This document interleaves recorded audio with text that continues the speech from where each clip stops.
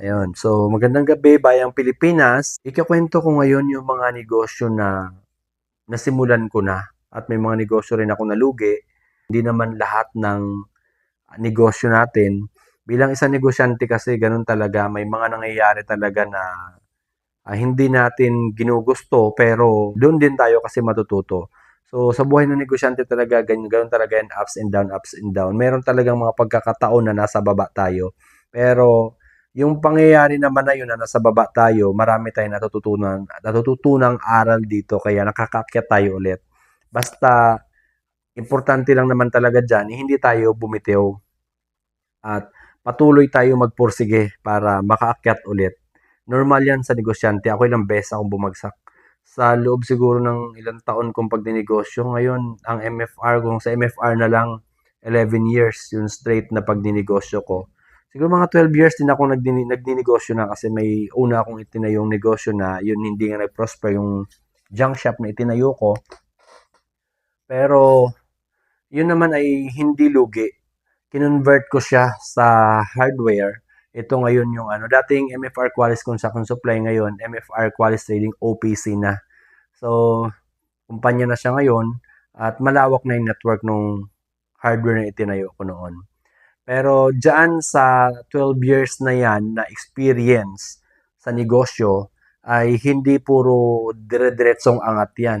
Marami talagang humps yan na dinaanan bago ako umangat. O sabihin na natin siguro na itong negosyo kasi ngayon, masasabi kong stable na kasi nasa 11 years na to at patuloy pa rin na kumikita. Malaki din naman ang kitaan dito kasi malakas pa rin tong negosyo na nasimulan ko noon. So meron akong tatlong negosyo na at itong mga tatlong negosyo ko na to galing to dito sa unang negosyo na napaasenso ko. So, paano ko ba napaasenso yung negosyong to?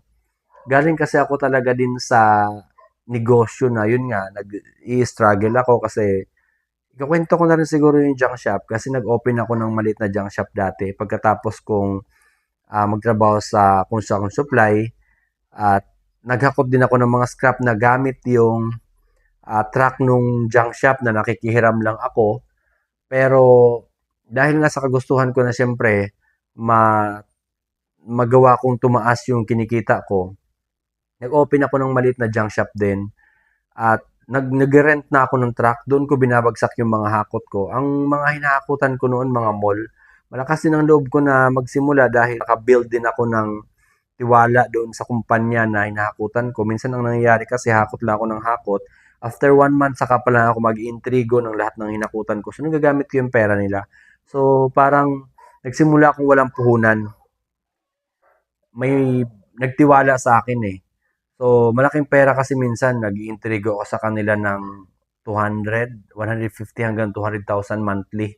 Dahil dun sa mga hinakot ko, sumusobra pa doon. Yung tiwala nila sa akin, malaki. So, hindi naman din talaga ako nasira. Isipin mo, ang nangyayari niyan, hakot ako siguro ng mga 3 hakot na sa akin pa yung pera nila. Hindi nila ako tinatawagan. Hindi rin ako nagpapakita. Hindi nga nila ako kilala kung saan ako nakatira. Pero dahil sa matagal na rin kasi ako naghakot sa kanila, siguro taon na rin, mga 1 taon mahigit na rin ako naghakot sa kanila at gano'n mo naman palagi, inahakot ko, ibabagsak ko kung saan ko ibabagsak yung mga kalakal na nahahakot ko. Saka lang ako pupunta ron sa kanila, nasanay na silang gano'n talaga. Hindi hindi sila nagdalawang isip na pagkatiwalaan ako, hindi ko alam.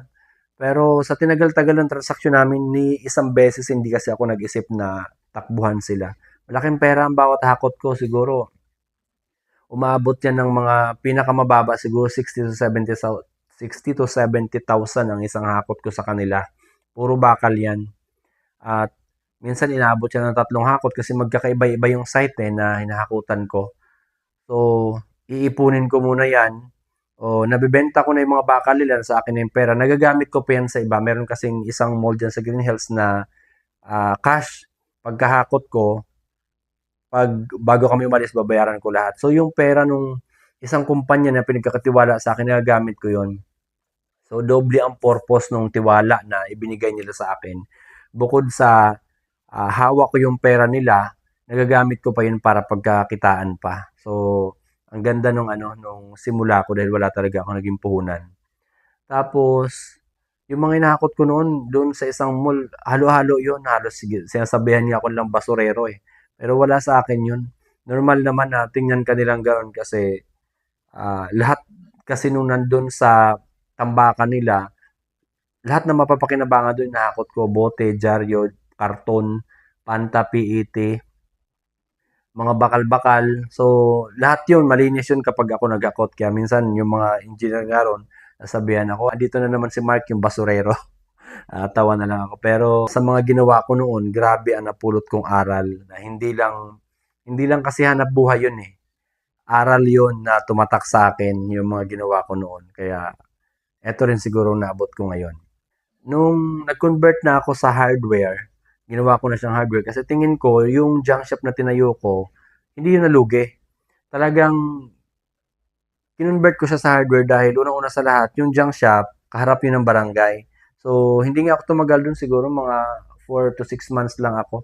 At ino-operate ko lang yun, binubuksan ko lang talaga yun kapag may mga hakot ako. Yung truck pa din na pinagkakargahan ko ng mga scrap, nirentahan ko lang. Noon, ang renta ko nasa 3,500 hanggang, depende kung gaano kalayo, pero hanggang 7,000 ang pinakamahal kong bayad dun sa truck. Minsan pa galing yan Pampanga, papunta dito. So, 7,000 yan.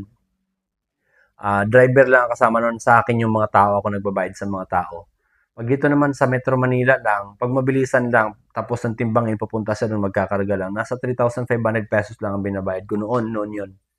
Ang truck na nirent ko LP, yung six-wheeler lang na, yung capacity nung truck na yun, mga maximum of 7 tons, mabigatan ang karga ng elf na yun. So, minimum of 4 tons at kayang i-maximize hanggang 7 tons. So, hindi na ako lugi. Tapos, naging problema ko lang kasi noon, syempre alam naman natin pag junk shop talagang medyo hindi siya ganoon kalinis kasi andun yung bote, panta, PET, dyaryo, mga bakal-bakal at kung ano-ano pa. So, halo-halo yan. So, i-segregate mo yan pagdating mo sa junk shop, iiba-ibahin mo sila para mai-deliver mo din sa mga dideliveran mo na hindi naman kasi pwedeng papel, deliver mo halo-halo dun, may kasamang panta, bote. So, talagang i-segregate mo yan. So, para sa akin matrabaho masyado. Kailangan hands-on ka at pangmatagalan na hindi ka makakaalis dun sa klase ng cycle nung ganong klaseng negosyo dahil kailangan nandun ka eh. Pag hindi ka marunong mag-segregate tulad sa papel, may puti dyan, merong reject, merong papel na assorted na tinatawag. So, kung hindi ka marunong mag-segregate dyan, yung puti mapupunta sa assorted o minsan na-reject pa, ay o minsan napupunta na lang sa dyaryo, iba ang puti, iba ang presyo ng puti. Kung hindi mo yan mapagtsatsagaan, halos wala kang kikitain dyan. Pero pag matyaga ka, maihiwalay mo yan, iba ang presyo ng puti. Malayo kasi ang diferensya niyan. Ganon din sa timbangan eh. Kung ikaw rin yung tao na hindi ka tututok doon sa timbangan, kasi nangyayari kasi minsan dyan, lalo, matagal ako dyan, matagal ako sa junk shop. Bago ako nagtayo ng sarili ko, tumatambay ako sa junk shop, nagbabagsak ako dyan, tinitingnan ko kung paano sila nagtatrabaho, paano gumugulong yung ganyang klaseng negosyo. Nung ako na, hindi ako pwedeng magtiwala sa tao yung nagtitimbang kasi minsan bibili sila ng 5 kilo lang, nagiging 6 or 5.5 kilo dapat itatanggal mo na yung butal nun. 5 kilo lang namin binabayaran yun kasi minsan may kasamang dumi sa lata, lalo sa lata may mga lamang pintura. Hindi na namin binabayaran yung butal niyan. At minsan nakakabili ka ng sobrang bigat pero yung pala basura yung nasa loob. Minsan may mga bakal kami nabibili na may mga semento sa loob. Pag hindi ka marunong magbawas niyan, timbang ka lang ng timbang, kung ano yung mabasa sa timbangan, babayaran mo, doon ka malulugi. So, paano ako magiging liberated nito? O paano ako magiging free sa ganitong klaseng hanap buhay na pagkatapos kung gumaling dito, may maituturo kaya ako or may matuturuan kaya akong tao na kasing galing ko rin. Kailangan kasi pag isa kang negosyante, focus ka dun sa negosyo mo eh. Ganong klaseng negosyo, kailangan nang mailagay mo ron, kung hindi mo ka mag-anak, yung taong magmamalasakit sa negosyo mo. Kasi pag mga ganong kahirap na klaseng negosyo, at ipagkakatiwala mo sa tao yon, walang gaanong magmamalasakit eh. Pababayaan nila yung ganun eh. Mga malilit na bagay, akala nila okay lang yan. Kung tumimbang halimbawa ng 10 kilo, 10 kilo hindi nila chine-check baka may mga kasama na palang semento sa loob lalo sa bakal. Sa tanso rin meron din gano'n, may mga tanso na akala mo totoong tanso, yun pala, reject. So, malaking bagay yung mawawala sa'yo. So, inisip ko dapat hindi ganito yung klase negosyo ko kasi 'pag oras na umalis ako dito malulugi 'to. Oras na tumalikod ako dito, tauhan lang ang ipinagkatiwala ko sa tauhan ko 'to, walang mangyayari dito, babagsak 'tong ganitong klaseng negosyo. So, nag-isip din ako, bukod sa sinisita ako ng barangay, maingay kayo diyan, madumi kayo, at may mga dumadaan pa na aabala namin dahil minsan yung mga kalakal namin hindi agad-agad na ipapasok yan kasi mga mabulto eh. So, nakakapirwisyo pa kami minsan sa daanan doon sa unang-unang negosyo na sinimulan ko na yon. Kinonvert ko na lang siya sa hardware kasi galing din naman ako sa construction supply. Kabisado kung ano yung mga materyales na binibenta namin. So, malaking advantage ka ako sa akin to kasi unang-una sa lahat, kung sakali man na ito yung negosyo na matutukan ko, kaya kong palakihin to dahil kabisado ko siya eh. Matagal din ako sa construction supply eh.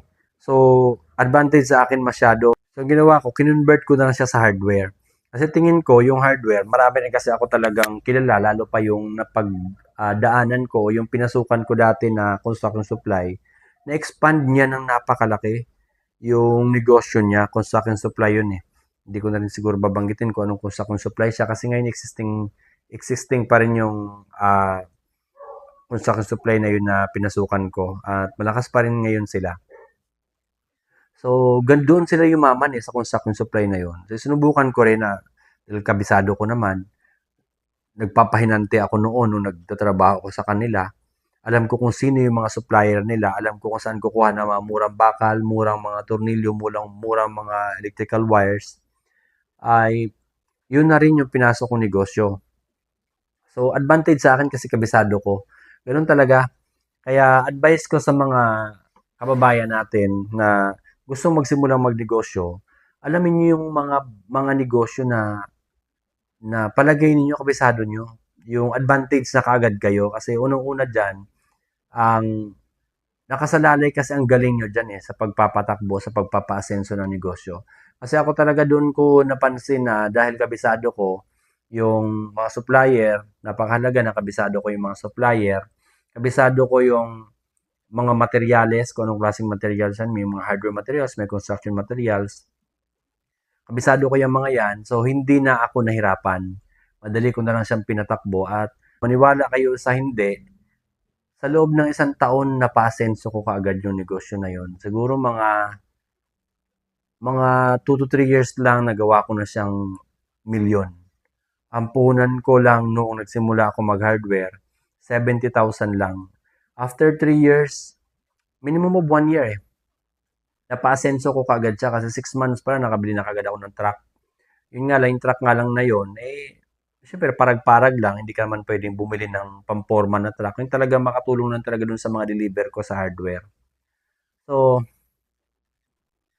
for the long story short, napaasenso ko siya sa loob lang ng 3 taon. Habang nag-ooperate yung hardware ko na yon, ako, hindi naman din ako tumigil sa pag-freelance. Kasi minsan, yung mga customer na dati doon sa pinagtatrabahuan ko, sa akin tumatawag, ako ngayon yung kumukuha ng order nila, i-deliver ko sa kanila, cash nila ako binabayaran. So, kahit tumatakbo na yung negosyo ko, naghahanap buhay pa rin ako sa labas. Dumidirekta pa rin ako sa mga supplier, kukuha ko ng mga material sa maliit, diretso deliver ko doon sa mga dating customer ko.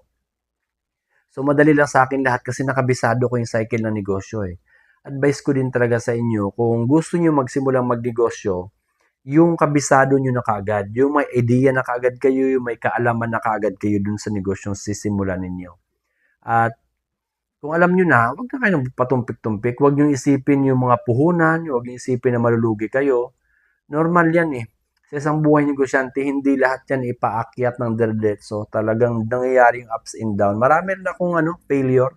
After nung mga failure kasi na yon, natututo ka. At doon sa bawat failure na yon, yung pagkakatuto mo, hindi yun matutumbasan ng kung anumang bayad.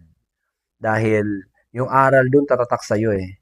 After mo matutunan yung mga bagay doon kung saan ka nagkamali, bakit ka nag-fail, mako-correct mo na yun.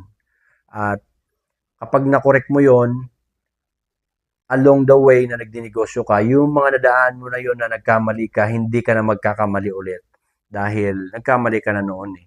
Napakaganda ng mga experience na ganun kesa hindi ka magsimula. Iba ang ibig sabihin ng ignorance na wala kang kaalam-alam kesa sa failure. Ang failure kasi, after nung failure mo, may natutunan ka. Yung ignorance, wala kang kaalam-alam eh. Wala kang sinimulan. So, intindihin natin na mabuti yan dahil lahat naman talaga ng laban sa buhay ay may risk kahit hindi ka magdesisyon eh. Mas matindi pa ang risk mo eh. Kasi pag hindi ka magdesisyon magsimula, alam mo na ang kahantungan mo. So, mas magandang sumugal ka na lang doon sa risk na nagsimula ka at nagdesisyon ka. Kasi kung doon ka sa i-rest mo yung oras mo, yung panahon mo, na uubusin mo lang doon sa pagtatrabaho, hindi ka mag-take ng rest doon sa pagninegosyo, lugi ka, panigurado yan. Pero pag nag-take ka ng rest sa negosyo, ang laki ng kasiguraduhan mo manalo. So, ganun yan. Lagi nating isipin na ang buhay talagang may risk. Piliin natin kung anong risk yung makakapagdala sa atin doon sa financial freedom, doon sa hindi na tayo maghihirap. Yun. Okay, so dito na lang muna, tapusin ko na muna to kasi anong oras na rin naman para makapagpahinga na ako. So, magandang araw, Bayang Pilipinas.